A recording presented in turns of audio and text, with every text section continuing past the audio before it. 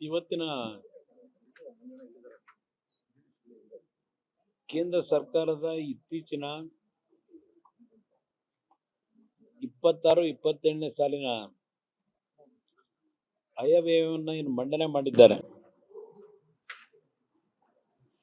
ಅದರ ಹಿನ್ನೆಲೆಯಲ್ಲಿ ಇವತ್ತು ಮೈಸೂರಿನ ನನ್ನ ಆತ್ಮೀಯ ಮಾಧ್ಯಮದ ಮಿತ್ರರ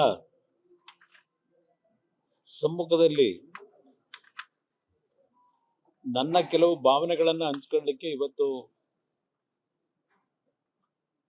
ಈ ಒಂದು ಮಾಧ್ಯಮದಲ್ಲಿ ತಮ್ಮ ಮುಂದೆ ಬಂದಿದ್ದೇನೆ. ಈಗಾಗಲೇ ನಮ್ಮ ಯದುವೀರ್ ಅವರು, ಮಹೇಶ್ ಅವರು, ಶ್ರೀವತ್ಸ ಅವರು, ನಮ್ಮ ವಿಧಾನ ಪರಿಷತ್ ಸದಸ್ಯರು ಮಂಜುನಾಥ ಅವರು ಮತ್ತು ಮಂಜೇಗೌಡರು, ಹರೀಶ್ ಅವರು, ಶಾಸಕ ಮಿತ್ರರು ಎಲ್ಲರೂ ಇದ್ದಾರೆ. ಎಲ್ಲರ ಹೆಸರನ್ನ ದಯವಿಟ್ಟು ಹೇಳಲಿಕ್ಕೆ ಹೋಗೋದಿಲ್ಲ, ಈಗೆಲ್ಲ ಸ್ವಾಗತ ಮಾಡಿದ್ದಾರೆ. ಈ ಆಯವ್ಯಯದ ಬಗ್ಗೆ ಕರ್ನಾಟಕದ ರಾಜ್ಯದ ಮುಖ್ಯಮಂತ್ರಿಗಳ ಒಂದು ಹೇಳಿಕೆಯನ್ನ ಗಮನಿಸಿದ್ದೇನೆ ನಾನು. ಏನೋ ಅವರ ಆಕ್ಷನ್ ಖಾಲಿ ಚಂಬು ಅಂತ ಹೇಳಿ ಕೊಟ್ಟಂತ ಆಕ್ಷನ್ ಅನ್ನು ಗಮನಿಸಿದ್ದೇನೆ ನಾನು. ಈಗಾಗಲೇ 17ನೇ ಬಜೆಟ್ ಅನ್ನ ಮಂಡನೆ ಮಾಡತಕ್ಕಂಥದ್ದಕ್ಕೆ ಕರ್ನಾಟಕ ರಾಜ್ಯ ಸರ್ಕಾರದ ತಯಾರಿ ಏನು ಮಾಡ್ತಾ ಇದ್ದಾರೆ. 17 ದಾಖಲೆಯ ಬಜೆಟ್ ಅನ್ನ ಮಂಡನೆ ಮಾಡಿದ್ದೇನೆ ಅಂತಕ್ಕಂಥ ಒಂದು ಹಮ್ಮು ಬಿಮ್ಮು ಏನು ಇಟ್ಕೊಂಡಿದ್ದಾರೆ. ಇಷ್ಟೆಲ್ಲ ಆಯವ್ಯಯನ ಮಂಡನೆ ಮಾಡಿರ್ತಕ್ಕಂಥ ವ್ಯಕ್ತಿಗೆ ಈ ಬಜೆಟ್ಟಿನ ದೂರದೃಷ್ಟಿಯ ಬಗ್ಗೆ ಅಂತ ಸಂಕುಚಿತ ಮನೋಭಾವದ ಹೇಳಿಕೆ ಅವಶ್ಯಕತೆ ಇತ್ತ ಅನ್ನೋದು ನನ್ನ ಅಭಿಪ್ರಾಯ.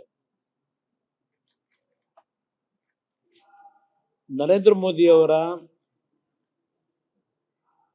ನಾಯಕತ್ವದಲ್ಲಿ ಬಹುಶಃ ಈಗಾಗಲೇ ತಾವು ಗಮನಿಸ್ತಾ ಇದ್ದೀರಿ,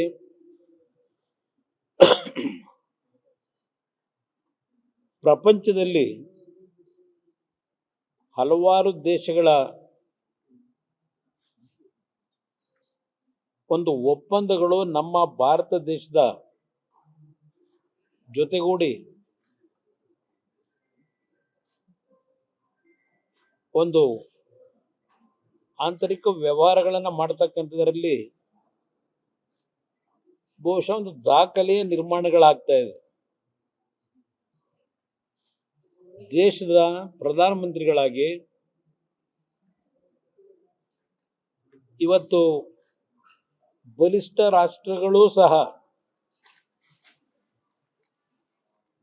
ನರೇಂದ್ರ ಮೋದಿಯವರ ಒಂದು ದೂರದೃಷ್ಟಿಗಳೇನಿದೆ ಅವರ ಜೊತೆಗೂಡಿ ಕೆಲಸವನ್ನ ನಿರ್ವಹಣೆ ಮಾಡ್ತಕ್ಕಂಥದ್ದಕ್ಕೆ ದೇಶಗಳ ಮಧ್ಯೆ ಹಲವಾರು ವಾಣಿಜ್ಯ ಚಟುವಟಿಕೆಗಳು, ನಮ್ಮ ದೇಶದಲ್ಲಿ ನಮ್ಮ ರೈತರ ಒಂದು ಆರ್ಥಿಕ ಶಕ್ತಿಯನ್ನು ವೃದ್ಧಿ ಮಾಡಲಿಕ್ಕೆ ಹೊರದೇಶಗಳಿಗೆ ರಫ್ತು ಮಾಡತಕ್ಕಂಥ ವಿಷಯದಲ್ಲೂ ಯಾವುದೇ ರೀತಿಯ ರಾಜಿಗೆ ರೈತರಿಗೆ ತೊಂದರೆ ಆಗದೆ ಇರತಕ್ಕಂಥ ರೀತಿಯಲ್ಲಿ ರಾಜಿಗೆ ಒಳಗಾಗದೆ ಹಲವಾರು ತೀರ್ಮಾನಗಳು ಇವತ್ತು ನಡೀತಾ ಇದೆ. ಇಂಥ ಒಂದು ಸಂದರ್ಭದಲ್ಲಿ ಒಬ್ಬ ರಾಜ್ಯದ ಮುಖ್ಯಮಂತ್ರಿ ಇಷ್ಟೊಂದು ಲಘುವಾಗಿ ಪ್ರತಿಕ್ರಿಯೆ ಕೊಟ್ಟಿದ್ದನ್ನು ನಾನೇನು ಗಮನಿಸಿದ್ದೇನೆ. ಖಾಲಿ ಚಂಬನ್ನ ಕೊಟ್ಟಿರ್ತಕ್ಕಂಥದ್ದು ಕಳೆದ 2.5 ವರ್ಷದಲ್ಲಿ ಈ 136 ಸ್ಥಾನ ಗೆದ್ದಿರ್ತಕ್ಕಂಥ ಈ ಕಾಂಗ್ರೆಸ್ ಸರ್ಕಾರಕ್ಕೆ ಆ ಖಾಲಿ ಚಂಬಿನ ಕ್ರೆಡಿಟ್ ಹೋಗಬೇಕು ಅನ್ನೋದು ನಾನು ಹೇಳಲಿಕ್ಕೆ ಬಯಸ್ತೀನಿ.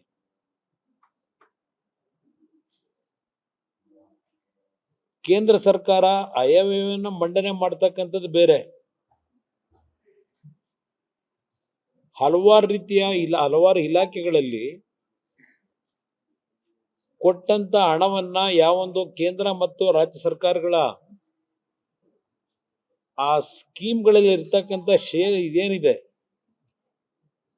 ಒಂದು 60% 40% ಒಂದು ಶೇರನ್ನ ಇವತ್ತು ಎರಡು ಕೇಂದ್ರ ಸರ್ಕಾರ ರಾಜ್ಯ ಸರ್ಕಾರ ಏನು ಮಾಡಬೇಕಾಗ್ತದೆ ಹಂಚಿಕೆಯಲ್ಲಿ. ಹಲವಾರು ಸ್ಕೀಮ್ಗಳು ಇವತ್ತು 53ಕ್ಕೂ ಹೆಚ್ಚಿನ ಸ್ಕೀಮ್ಗಳಲ್ಲಿ ಹಲವಾರು ರಾಜ್ಯಗಳು ಇವತ್ತು ಅದರ ಸದುಪಯೋಗವನ್ನೇ ಪಡಿಸ್ಕೊಂಡಿಲ್ಲ ಅಂತಕ್ಕಂಥ ಒಂದು ಮಾಹಿತಿಗಳು ಸಹ ಇದೆ. ಇಲ್ಲಿ ಮಾಹಿತಿ ಅನ್ನೋದಕ್ಕಿಂತ ಹೆಚ್ಚಾಗಿ ಇರ್ತಕ್ಕಂಥ ವಾಸ್ತವಾಂಶಗಳದು. ಇಂಥ ಒಂದು ನಿಮ್ಮ ಒಂದು ವೈಫಲ್ಯತೆಗಳನ್ನು ಮುಚ್ಕೊಳ್ಳಿಕ್ಕೆ ಕೇಂದ್ರ ಸರ್ಕಾರದ ಬಗ್ಗೆ ನೀವೇನು ಬಜೆಟ್ ಬಗ್ಗೆ ಲಘುವಾಗಿ ಟೀಕೆ ಮಾಡಿದ್ದೀರಿ. 26-27ರ ಆಯವ್ಯಯ ಏನಿದೆ, ಅತ್ಯಂತ ಮೂಲಭೂತ ಅಂಶವೆಂದರೆ ಸುಧಾರಣೆ ಮತ್ತು ಬೆಳವಣಿಗೆ ಮತ್ತು ಜನಕೇಂದ್ರಿತ ಆಡಳಿತದಿಂದ ಮಾರ್ಗದರ್ಶಿಸಲ್ಪಟ್ಟಿರ್ತಕ್ಕಂಥ ಪ್ರಧಾನಮಂತ್ರಿಗಳ ಒಂದು ದೂರದೃಷ್ಟಿಯ ನಿರ್ಣಾಯಕ ನಾಯಕತ್ವವನ್ನು ಬಿಂಬಿಸ್ತಕ್ಕಂಥ ಒಂದು ಬಜೆಟ್ ಇದು. ನಿನ್ನೆ ದಿನ ನಮ್ಮ ರೈಲ್ವೆ ಸಚಿವರು ಅಶ್ವಿನ್ ವೈಷ್ಣವ್ ಅವರು ಬೆಂಗಳೂರಿನಲ್ಲಿ ಒಂದು ಪತ್ರಿಕಾಗೋಷ್ಠಿ ಏನು ಉದ್ದೇಶಿ ಮಾತನಾಡಿದ್ರು. ಹಲವಾರು ವಿಷಯಗಳನ್ನು ಪ್ರಸ್ತಾಪ ಮಾಡಿದ್ದಾರೆ. ಅವರು ವಿಶೇಷವಾಗಿ ಅವರ ಇಲಾಖೆಯಲ್ಲಿ ಸಂಬಂಧಪಟ್ಟಂತ ರೈಲ್ವೆ ಇಲಾಖೆಗೆ ಸಂಬಂಧಪಟ್ಟಂತ ಯೋಜನೆಗಳನ್ನು ಕರ್ನಾಟಕಕ್ಕೆ ಏನು ಕೊಟ್ಟಿದ್ದೇವೆ ಮತ್ತು ಸೆಮಿಕಂಡಕ್ಟರ್ ವಿಷಯದಲ್ಲಿ ಕರ್ನಾಟಕಕ್ಕೆ ಇರ್ತಕ್ಕಂಥ ಒಂದು ಇನ್ಫ್ರಾಸ್ಟ್ರಕ್ಚರ್ ಏನಿದೆ, ಮುಂದೆ ಅದಕ್ಕೆ ಯಾವ ರೀತಿಯಲ್ಲಿ ಸ್ವಲ್ಪ ವೃದ್ಧಿಗೊಳಿಸ್ತಕ್ಕಂಥ ನಿಟ್ಟಿನಲ್ಲಿ ನಮ್ಮ ಕಾರ್ಯಕ್ರಮಗಳೇನು ಅದೆಲ್ಲವನ್ನ ನೆನ್ನೆ ಹೇಳಿದ್ದಾರೆ. ಅದು ನಾನು ಮತ್ತೆ ರಿಪೀಟ್ ಮಾಡ್ಲಿಕ್ಕೆ ಹೋಗೋದಿಲ್ಲ.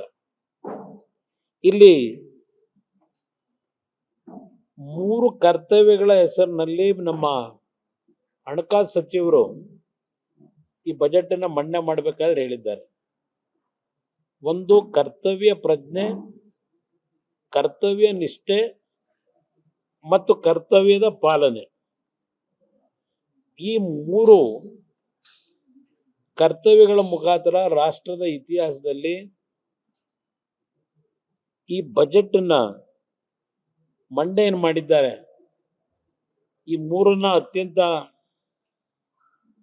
ಉತ್ತಮವಾದ ರೀತಿಯಲ್ಲಿ ಕಾರ್ಯಕ್ರಮವನ್ನು ಜಾರಿಗೆ ತರ್ತಕ್ಕಂಥದಕ್ಕೆ ಬಳಕೆ ಮಾಡ್ಕೋಬೇಕು ಅಂತಕ್ಕಂಥ ಒಂದು ಅವರ ಕಲ್ಪನೆ ಏನಿದೆ, ಅದರ ಮುಂದಿನ ಡೆವಲಪ್ಮೆಂಟ್ ಬೆಳವಣಿಗೆ ಅಂತಕ್ಕಂಥದ್ದು ಆರ್ಥಿಕವಾಗಿ ಬೆಳವಣಿಗೆ ಆಗ್ತಕ್ಕಂಥ ಸಾಮರ್ಥ್ಯ ವೃದ್ಧಿ ಮತ್ತು ಸಮಗ್ರ ವೃದ್ಧಿ, ಇದಕ್ಕೆ ಪೂರಕವಾಗಿರತಕ್ಕಂಥ ಬಜೆಟ್ ಇದು.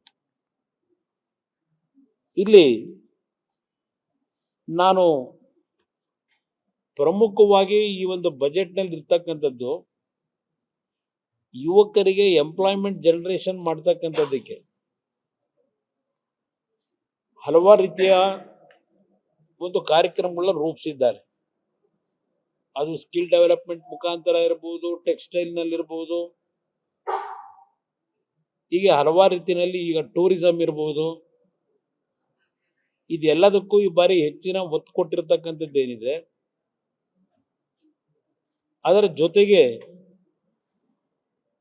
ಕೆಲವು ಆರೋಗ್ಯಕ್ಕೆ ಸಂಬಂಧಪಟ್ಟಂತ, ಕ್ಯಾನ್ಸರ್ಗೆ ಸಂಬಂಧಪಟ್ಟಂತ ಸುಮಾರು 17 ಔಷಧಿಗಳೇನಿದೆ